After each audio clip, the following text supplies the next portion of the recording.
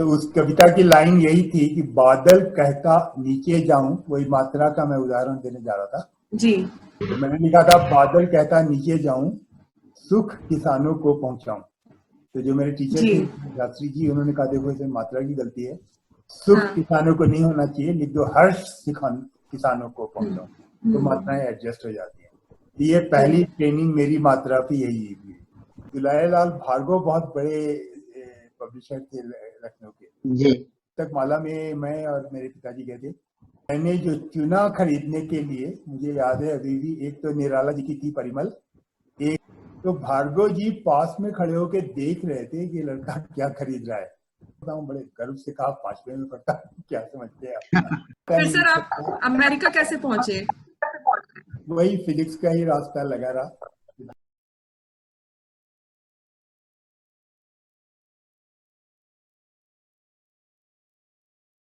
ये सर आपका पहला काव्य संग्रह है? पहला है, और इसके बाद पता नहीं हो पाएगा कि नहीं। नहीं सर, ऐसी बात क्यों कर रहे हैं? कविताएं तो हमें पता है आप लिखते ही रहते हैं, तो ऐसा नहीं है, लिखेंगे जरूर। आपको भगवान अच्छी हेल्थ और उम्र दे। और सर एक चीज और मैं पूछना चाह रही थी इसी काव्य संग्रह से रिलेटेड। वैसे तो शेक्सपियर ने कहा था कि नाम में क्या रखा है, और इसी बात को एक पूरी कविता के रूप में आपने अपने संग्रह में लिखा भी है, मगर इस संग्रह का नाम मुझे बड़ा अलग लगा, समर्पित सत्य, समर्पित स्वप्न। तो मैं जानना चाह रही थी कि कैसे और क्यों ये नाम सेलेक्ट किया गया, मतलब आपने कैसे रखा और कैसे डिसाइड किया कि ये मेरी काव्य संग्रह का नाम होना चाहिए? काफी मुश्किल होता है किसी भी चीज का शीर्षक सोचना। जी। मेरा वही, मैंने इसका भूमिका में जिक्र भी किया था कि वही इंद्रधनुष के उस पार और इंद्रधनुष के इस पार। धीरे धीरे मुझे कुछ ये समझ में आया कि इंद्रधनुष के उस पार स्वप्न है और इंद्रधनुष के इस पार सत्य है, और सत्य और स्वप्न के बीच की जो सरहद है, जो सीमा है, ये कोई ज्यामिति रेखा नहीं होती, ये ऐसी होती है बादल की तरह चलायमान, जो कि रेखा बदलती रहती है, धुलती रहती है। और फिजिक्स में भी इसी तरह का है कंसेप्ट। जैसे इलेक्ट्रॉन है, तो इलेक्ट्रॉन लहर भी होता है, तरंग होता है, और कण भी होता है। तो जैसे इलेक्ट्रॉन को भी अपने कण और तरंग के बीच में अपनी पहचान खोजता रहता है, वैसे ही मुझे लगा कि मैं भी हमेशा सत्य और शब्द के बीच में जुड़ता रहता हूँ, समझता रहता हूँ। और सत्य क्या है, स्वप्न क्या है, कभी कभी दोनों बिल्कुल एक हो जाते हैं, या दोनों का अंतर नहीं पता चलता। तो मैंने देखा कई जो कवि हैं जिन्होंने मुझे प्रभावित किया है, उनमें सब में सत्य और स्वप्न की ये जो कशमकश है पहचानने की, ये सभी के काव्य में रहता है। तो इसका शीर्षक अपने आप ही बन गया। फिर एक मेरी कविता में एक पंक्ति भी है, समर्पित सत्य, समर्पित स्वप्न। हाँ जी सर, पढ़ा है मैंने। तो ये तभी से वही एक ही बात है, उसी के विभिन्न पहलू हैं अलग अलग। जी जी। अच्छा सर, एक तरफ तो आप फिजिक्स के पढ़ाते भी हैं और उस पर शोध भी कर रहे हैं, और सर दूसरी तरफ कविताएं, मतलब एक में दिमाग चाहिए और एक में दिल चाहिए ओवरऑल। पर आप दोनों ही फील्ड में इतना अच्छा कर रहे हैं, तो सर मतलब बैलेंस कैसे करते हैं ये बता दीजिए। कोई गुरु मंत्र है तो मैं गुरु बनाने के लिए आपको तैयार हूँ पर आपके मंत्र आज हमें दे दीजिए। ऐसे ही तुम बहुत अच्छी हो, तुम अभी बता रही थी तुमको संगीत थोड़ा बहुत आता है, तुमको संगीत बहुत अच्छा आता है, तुम्हारा हाँ गायन नहीं सर, ऐसा तो नहीं है, पर ये आप बताइए कि कैसे मतलब दोनों चीजों में इतना अच्छे से आप कर पा रहे हैं। मेरा ख्याल है कि कैसे हुआ कि वही ये मैं बता रहा था शुरू से ही, तो प्रकृति से मेरा जैसे नाता सा बन गया। जी। हमेशा प्रकृति का ही देखता हूँ, महसूस करता हूँ। फिर वह लही कि जो प्रकृति को समझने के लिए भौतिक शास्त्र की आवश्यकता है। कोई भी प्राकृतिक काम हो, जैसे इंद्रधनुष।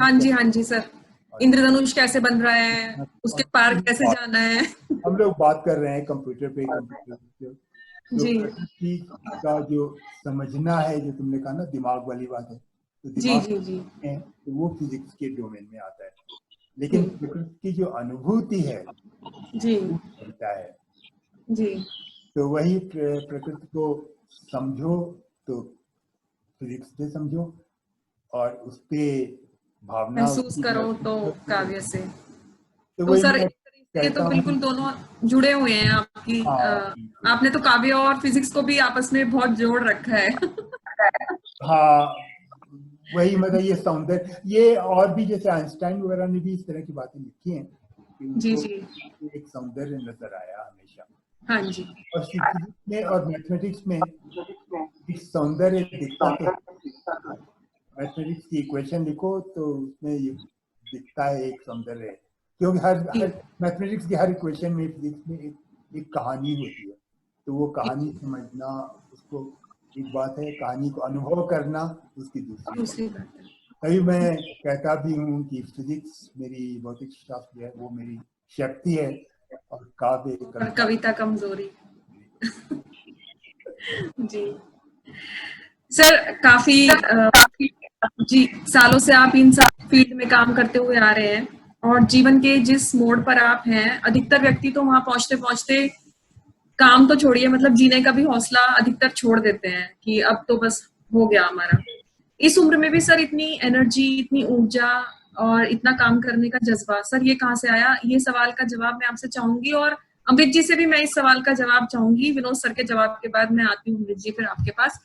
तो विनोद सर आप बताइए हमें कि इस उम्र में भी इतनी ऊर्जा, मतलब मैं अभी जिस भी उम्र में हूँ, मुझे अभी भी लगता है अब तो मैं बुढ़ापे की तरफ चल दी हूँ और मैं इतने सारे काम एक साथ नहीं कर सकती। तो सर ये एनर्जी कहाँ से आती है, सर ये बता दीजिए।